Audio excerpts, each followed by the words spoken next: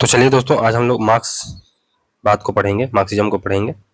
तो ये बेसिकली अभी हम लोगों का यूनिट फर्स्ट ही चल रहा है, जिसमें हम मार्क्सवाद की एज आइडियोलॉजी पढ़ेंगे। तो मार्क्स को तो हमने पढ़ लिया है और उसकी जो उत्तरोत्तर विचारधारा है उसको पढ़ लिया है, लेकिन अब मार्क्सिज्म को पढ़ेंगे, जिसमें विभिन्न चीज़ें आएंगी। तो हालांकि आपसे बहुत ही परिचित चीज़ें हैं, तो इसको तो बहुत पहले ही आप लोगों ने पढ़ लिया है, तो इसको एक रिवीजन के तौर पर इसको लीजिएगा। तो हाउसबाम करके एक थिंकर है, ये मार्क्सवाद को सैद्धांतिक परंपरा बोलते हैं और दांत जर्मिनो मार्क्सवाद को एक विचारधारा बोलते हैं।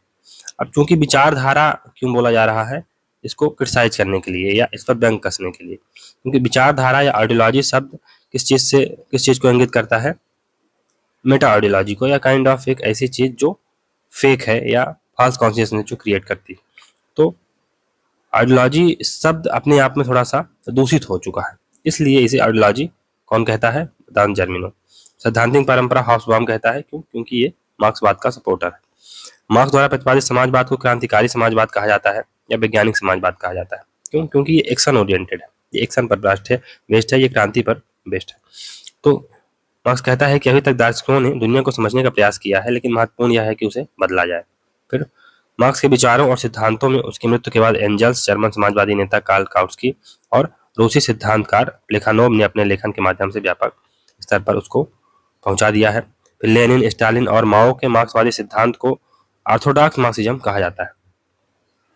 नव मार्क्सवादियों ने सोवियत संघ की समाजवादी व्यवस्था की आलोचना की और वहां के सिद्धांतकारों या शासकों द्वारा मार्क्सवाद की व्याख्या को मानने से इनकार कर दिया। नव मार्क्सवादियों ने आर्थिक कारकों की अपेक्षा वैचारिक व सांस्कृतिक कारकों पर बल दिया। तो मार्क्स क्या कहता है कि आधार, तो economic structure is basic structure, यानी जो आर्थिक स्ट्रक्चर है, जो आर्थिक संरचना है, वही आधार आधार संरचना है। जो अच्छी संरचनाएं हैं, जो सुपर स्ट्रक्चर है, फॉर एग्जाम्पल सरकार हो गई, चर्च हो गई, फैमिली हो गई और मीडिया हो गया, ये सुपर स्ट्रक्चर है और इनका कोई इंडिपेंडेंट अस्तित्व नहीं है, केवल इकोनॉमिक स्ट्रक्चर ही बेसिक स्ट्रक्चर है। जबकि जो नव मार्क्सवादी आते हैं वो कहते हैं कि ठीक है, economic structure is basic structure, मैं मानता हूँ, लेकिन उसके साथ साथ संस्कृति का भी महत्वपूर्ण है, आइडियाज भी महत्वपूर्ण है। तो आप किसी एक चीज को लेकर चीजों को डिटरमाइन नहीं कर सकते। जर्मनी में एडवर्ड बर्नस्टीन मार्क्सवाद के प्रमुख संशोधनकार माने जाते हैं। मार्क्सवाद के शास्त्रीय विचारकों में रोजा लक्जमबर्ग, जो कि पोलैंड की हैं, और कार्ल काउट्स्की जर्मनी के हैं, का नाम प्रमुखता से लिया जाता है। फिर यूरोप में George Lukacs, Karl Korsch, Gramsci लोकप्रिय मार्क्सवादी थे, जिन्होंने मार्क्स के विचारों में संशोधन प्रस्तुत किया। फिर नव मार्क्सवादियों में लुकास, ग्राम्सी, हर्बर्ट मार्क्यूजे, थोडोर अडोर्नो, सार्त्रे, लुई अल्थुजर, गोल्डमान आदि का नाम आता है। मार्क्सवाद के संशोधनकर्ताओं में फ्रैंकफर्ट स्कूल का प्रतिपादन फ्रैंकफर्ट स्कूल द्वारा प्रतिपादित क्रिटिकल थ्योरी बहुत काफी महत्वपूर्ण है। तो क्रिटिकल थ्योरी किसकी है? फ्रैंकफर्ट स्कूल की।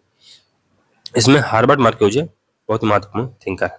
जेन पाल सार्त्रे ने मार्क्सवाद के अस्तित्ववादी स्वरूप का प्रचलन किया है, वहीं अल्थुजर व निकोलस प्लांजा ने संरचनावादी मार्क्सवाद को प्रतिपादित किया।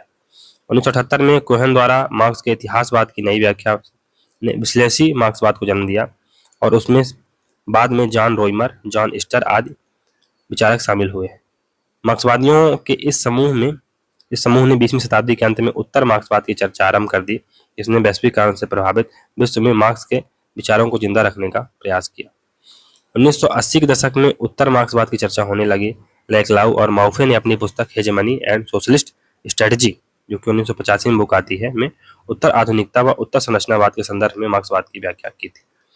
कार्ल पॉपर ने अपनी पुस्तक the open society and it's enemy में, जो कि 1945 में आती है, में प्लेटो, हेगल व मार्क्स को खुले समाज का दुश्मन कहा और उनका मानना था कि मार्क्सवाद लोकतंत्र और स्वतंत्रता दोनों का दुश्मन है। उन्होंने अमूल क्रांतिकारी परिवर्तनों की बजाय पीसमील इंजीनियरिंग यानी खंडशः परिवर्तन को महत्वपूर्ण माना है कि आप धीरे धीरे परिवर्तन करिए, खंडशः परिवर्तन करिए, आप एक तरह से रेडिकल परिवर्तन ना कीजिए कि पूरी चीजों को उलट पलट दीजिए। क्यों? क्योंकि अगर आप चीजों को उलट पलट देंगे फिर आपको फिर से उसी स्थिति में लाना मुश्किल होगा, लेकिन आप थोड़े थोड़े परिवर्तन करेंगे तो हो सकता है कि आपको एहसास हो कि नहीं मैं गलत कर रहा हूं, तो आप फिर से पीछे आ सकते हैं। बकुनिन कहता है कि यूएसएसआर में सर्वहारा की तानाशाही दरअसल सर्वहारा पर तानाशाही स्टैब्लिश हो गई। तो मार्क्सिज्म स्टार्ट कैसे हुआ था कि हम सर्वहारा की तानाशाही स्टैब्लिश करेंगे, किस पर? पूंजीवादियों पर। लेकिन हो क्या गया है, सर्वहारा पर ही तानाशाही स्टैब्लिश हो गई है, किसकी, कम्युनिस्ट पार्टी की। फिर सार्टोरी ने मार्क्सवाद को फैंटम विकल्प कहा है, किसने, सार्टोरी ने। फिर विभिन्न जो दृष्टिकोण है उसको देख लेते हैं, मार्क्सवादी जो दृष्टिकोण है। तो मानव स्वभाव के बारे में ये, तो साम्यवादी व्यवस्था में मानव स्वभाव को ये शांति प्रिय, दयालु, परोपकारी और सौम्य माना जाता है। उसके अनुसार पूंजीवाद में मानव का स्वभाव स्वार्थी, प्रभुत्व स्थापित करने की आकांक्षा करने वाला और लालची हो जाता है। राज्य व राष्ट्रीय हित, तो ये राज्य स्वायत्त संस्था नहीं है, यह शोषण का यंत्र है और बुर्जुआ वर्ग की कार्य समिति है। और राष्ट्रीय हित जैसा कुछ नहीं होता है, राष्ट्रीय हित की परिभाषा बुर्जुआ वर्ग द्वारा निर्धारित की जाती है। तो जो कैपिटलिस्ट होते हैं वही राष्ट्रीय हित बनाते हैं। तो भारत में राष्ट्रीय हित किसके हैं, आम जनता के नहीं है, अडानी और अंबानी के राष्ट्रीय हित। बात ये है। सुरक्षा, तो मानव सुरक्षा की ये बात करते हैं, राज्य सुरक्षा से ऊपर ये मानव सुरक्षा की बात करते हैं। ह्यूमन सिक्योरिटी होनी चाहिए, आप ह्यूमन को सेंटर पर रखिए जब सिक्योरिटी की बात करिए तब। राज्य की बजाय वर्ग व मानव की मुक्ति की बात करते हैं। फिर संयोग, तो संयोग इसमें साम्यवादी राज्यों के मध्य ही संभव है, यानी कि रूस और चाइना ही संयोग कर सकते हैं, बाकी रूस और यूएसए जैसे देश कॉपरेशन नहीं कर सकते हैं। इनके मध्य युद्ध अनिवार्य है, इनके मध्य यूएसए और यूएसएसआर के मध्य, क्योंकि पूंजीवादी राज्य लाभ को ज्यादा महत्वपूर्ण मानते हैं जबकि साम्यवादी मानव मुक्ति पर बल देते हैं, तो एक दूसरे के विपरीत है। अस्तित्व, सर्वाइवल, तो मनुष्य का अस्तित्व राज्य के अस्तित्व से ज्यादा महत्वपूर्ण है। तो मानव का जो अस्तित्व है वो राज्य के अस्तित्व से ज्यादा महत्वपूर्ण है। राज्य के अस्तित्व का मतलब है बुर्जुआ वर्ग के अस्तित्व को बनाए रखना। अगर हम राज्य के अस्तित्व को बनाए रखने की बात करते हैं तो हम जो कैपिटलिस्ट क्लास है उसके अस्तित्व को बनाए रखने की बात कर रहे हैं कहीं ना कहीं। कैपिटलिज्म, तो परंपरागत मार्क्सवादियों के अनुसार पूंजीवादी व्यवस्था शोषणकारी है, यानी ये एक्सप्लॉयटेटिव है। असमान विनिमय है, यानी कि जो मजदूर है उनको बहुत कम पैसा मिलता है और जो पूंजीपति है उनको ज्यादा मिलता है। लेकिन पूंजीवाद प्रकृतिवादी व्यवस्था है क्योंकि यह सर्वहारा वर्ग को संगठित करने का मौका देती है। तो सर्वहारा वर्ग चूंकि एक मिनिमल कंडीशन में रहेंगे, एक साथ रहेंगे, तो उन्हें अपनी स्थिति का एहसास होगा और क्लास इन इटसेल्फ से ये क्लास फॉर इटसेल्फ के लिए प्रेरित होंगे। इमेंसिपेशन, तो अंतिम उद्देश्य मनुष्य की स्वतंत्रता है जो साम्यवादी व्यवस्था में ही संभव है, क्योंकि यहाँ पर रोज आपको काम पर नहीं जाना पड़ेगा या आपके पास प्रेशर नहीं रहेगा कोई भी काम करने के लिए, आप अपनी इच्छा से या वॉलंटरीली आप कोई काम करेंगे। मार्क्सवाद के प्रकार, शास्त्रीय मार्क्सवाद यानी क्लासिकल मार्क्सिज्म, इसे ऑर्थोडॉक्स मार्क्सिज्म भी कहा जाता है। तो इसका प्रारंभ कार्ल मार्क्स के समय ही हो गया था, 1818 से 83 के बीच।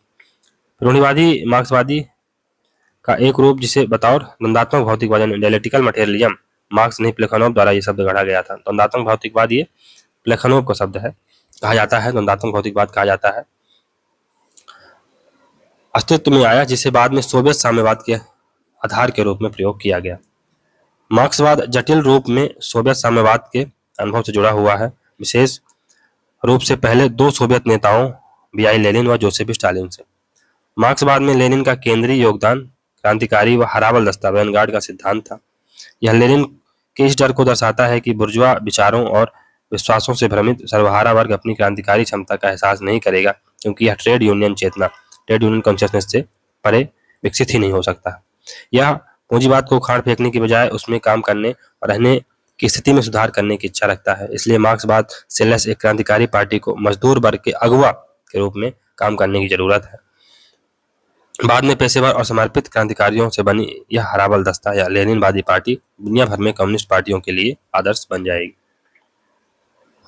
फिर सोवियत समाजवाद को फिर से आकार देने में स्टालिन ने रूढ़िवादी साम्यवाद का एक मॉडल बनाया, जिसका पालन 1945 के बाद की अवधि में चीन, उत्तर कोरिया व क्यूबा जैसे राज्यों और पूर्वी यूरोप ने किया। इसे आर्थिक स्टालिनवाद यानी इकोनॉमिक स्टालिनिज्म कहा जाता है। तो 1928 में स्टालिन ने अपनी पंचवर्षीय योजना शुरू की, जिसने निजी उद्यम का तेजी से और पूर्ण उन्मूलन कर दिया। इसके बाद 1929 में कृषि का समूहीकरण किया गया, सभी संसाधनों को राज्य के नियंत्रण में लाया गया और राज्य योजना समिति यानी स्टेट प्लानिंग कमेटी, गोस्प्लान इसे कहा जाता है, कि प्रभुत्व वाली केंद्रीय योजनाओं की प्रणाली स्थापित की गई। स्टालिन के राजनीतिक परिवर्तन कम नाटकीय नहीं थे।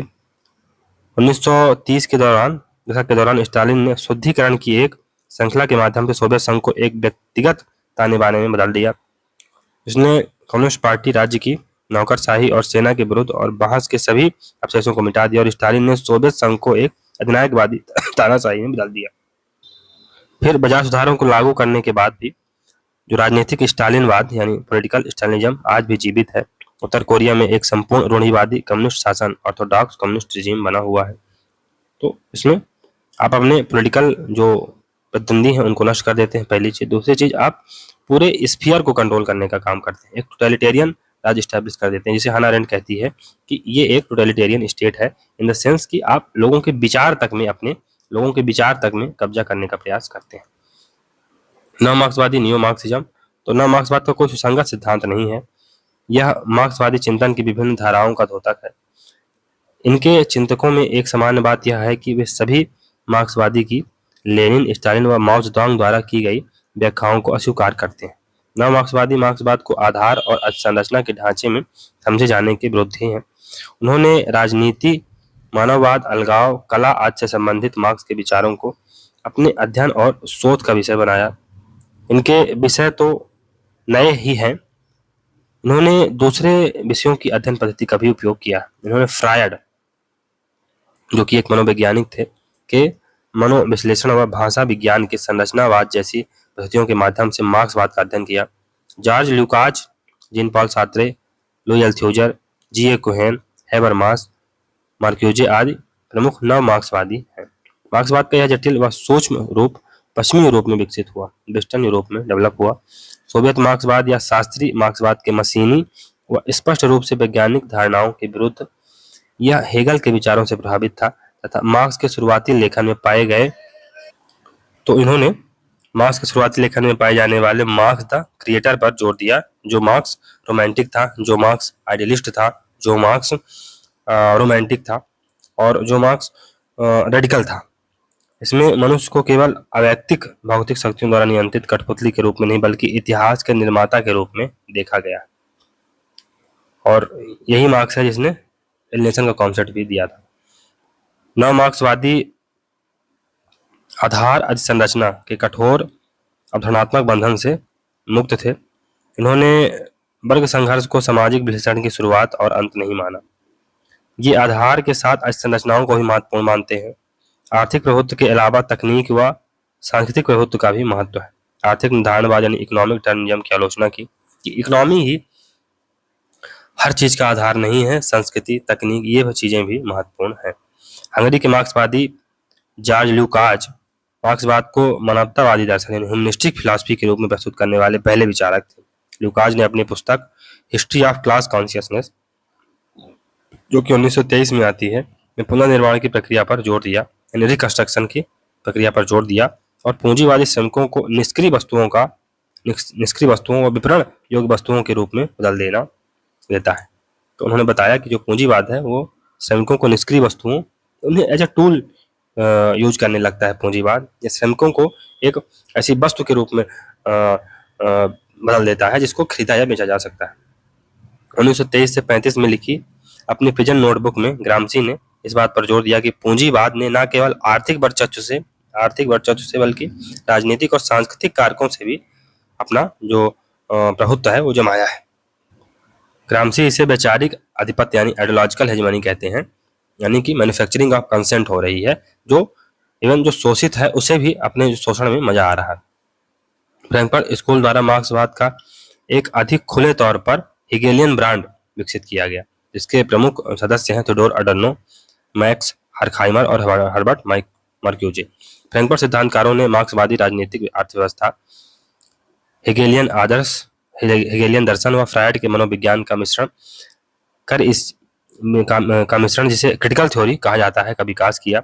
इसका 1960 के दशक में न्यू लेफ्ट पर काफी प्रभाव पड़ा। फ्रैंकफर्ट सदस्यों की दूसरी पीढ़ी के जो थिंकर थे उसमें ह्यूगेन हैबरमास शामिल है। बाद में नव मार्क्सवादी सिद्धांतकारों ने वैश्विक मामलों में असमानताओं व विषमताओं को उजागर करने पर अधिक ध्यान दिया। यह संयुक्त राज्य अमेरिका एंड रॉबर्ट कॉक्स के आधिपत्य शक्ति यानी हेजेमोनिक पावर पर जोर देने और विश्व व्यवस्था वर्ल्ड सिस्टम यानी वालस्टीन के रूप में पूंजीवादी व्यवस्था के विश्लेषण के रूप में स्पष्ट होता है। तो जो वालस्टीन है उन्होंने वर्ल्ड कैपिटलिस्ट सिस्टम थ्योरी दी है, और जो रॉबर्ट कॉक्स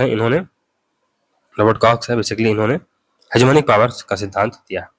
फिर जो आलोचनात्मक सिद्धांत है, क्रिटिकल थ्योरी है, उसको अच्छे से पढ़ते हैं। तो फ्रैंकफर्ट स्कूल में हेगलवादी व मार्क्सवादी विचारधारा की प्रधानता में एक और पूंजीवादी देश एक और पूंजीवादी देशों के आर्थिक शोषण एवं दूसरी ओर स्टालिन के सर्वसत्तावाद रुख के प्रति बढ़ती हुई मोहभंग की स्थिति का विश्लेषण करने की परंपरा रही। अपने प्रारंभिक चरण में फ्रैंकफर्ट स्कूल का कोई विशिष्ट मत अथवा विचारधारा नहीं थी। संस्थान के इतिहास को समय की दृष्टि से 4 चरणों में बांटा जा सकता है। प्रथम काल 1923 से 33 के मध्य था, जब संस्थान में प्रारंभिक शोध कार्य किया गया। संस्थान के पहले निदेशक अर्थशास्त्री कार्ल बर्ग के नेतृत्व में विशेषकर अर्थव्यवस्था के क्षेत्र में पूंजीवाद का अध्ययन, उत्पादक जो शक्तियां हैं, उत्पादन का संबंध आदि संबंधों पर अनुभववादी शोध किया गया या अनुभववादी शोध संपादित किया गया। दूसरा, इसका कार्यकाल 1933 से 50 के बीच तक रहा। इस काल के दौरान हर्खहाइमर के निर्देशन में संस्थान में क्रिटिकल थ्योरी के नव हेगलवादी चरित्र का उदय हुआ और आर्थिक शोध के स्थान पर अब दार्शनिक प्रबंधन पर बल दिया गया। थियोडोर अडोर्नो, हर्बर्ट मार्क्यूजे ने हर्खहाइमर का सहयोग किया एवं संस्थान ने एक शक्तिशाली मनोविश्लेषक अभिविन्यास विकसित कर लिया जो आने वाले समय में भी उपयोगी रहा। द्वितीय चरण 1950 में संस्थान के फ्रैंकफर्ट प्रत्यागमन के साथ प्रारंभ हुआ। नव मार्क्स या नव बाम, जिसे न्यूलिफ्ट कहा जाता है, के उदय विशेषकर 1956 में हंगरी की क्रांति के बाद क्रिटिकल थ्योरी का यूरोप की सामाजिक विचारधारा पर महत्वपूर्ण प्रभाव रहा। तो 1960 के दशक के बाद के वर्षों में हर्बर्ट मार्क्यूजे के नेतृत्व में संस्थान का प्रभाव चरमोत्कर्ष पर रहा। मार्क्यूजे ने दृढ़ता से क्रिटिकल थ्योरी को समाज विज्ञान की महत्वपूर्ण विचारधारा के रूप में स्थापित किया। चौथे चरण में यानी 1970 में क्रिटिकल जो थ्योरी है का महत्व क्षीण हो गया, क्योंकि दर्शन शास्त्र के नवीन मार्गों की संरचना के उत्साह में नए क्षेत्रों में जोखिम उठाने व नई धारणाओं और प्रणालियों को प्रयोग में लाने के कारण यह अपने मार्ग से भटक गया। यह मार्क्सवाद से भी इतना दूर चला गया, यह इनकी विभिन्न शाखाओं में सम्मिलित किए जाने के अधिकार से वंचित हो गया। आलोचनात्मक सिद्धांत के अंतिम महान प्रस्तावक हेबरमास थे। फिर 1931 में संस्थान का निदेशक पद प्राप्त करने के पश्चात अपने पहले उद्घाटन भाषण में हर्खहाइमर ने सामाजिक दर्शन के उन नए निर्देशों को इंगित किया जिनका पालन भविष्य में संस्थान के शोध कार्यों में किया जाएगा। मूल विचार था प्रत्यक्षवाद व अनुभववाद, विशेषकर वियना सर्किल का दार्शनिक विकल्प खोजना। हर्खहाइमर ने ज्ञान के सिद्धांत के रूप में प्रत्यक्षवाद व अप्रत्यक्षवाद की आलोचना 3 आधारों पर की। प्रथम, यह यांत्रिक नीतिवाद की पद्धति के अंतर्गत सक्रिय मनुष्यों को मात्र तथ्यों व वस्तुओं के समान प्रस्तुत करता है। तो जो प्रत्यक्षवाद है या नवप्रत्यक्षवाद है, उसमें बेसिकली उन्हीं चीजों को स्वीकार किया जाता है जिन्हें हम देख सकते हैं, जिनका हम अनुभव कर सकते हैं। यही बात है कि इसमें मनुष्यों को मात्र तथ्यों व वस्तुओं के समान प्रस्तुत किया जाता है। द्वितीय, यह विश्व की कल्पना केवल तत्कालिक अनुभव के आधार पर करता है और सत्य एवं प्रतीत में कोई भेद नहीं करता है। तो सत्य और प्रतीत में कोई भेद नहीं करता है, केवल तत्कालिक अनुभव के आधार पर ये विश्व की कल्पना करता है।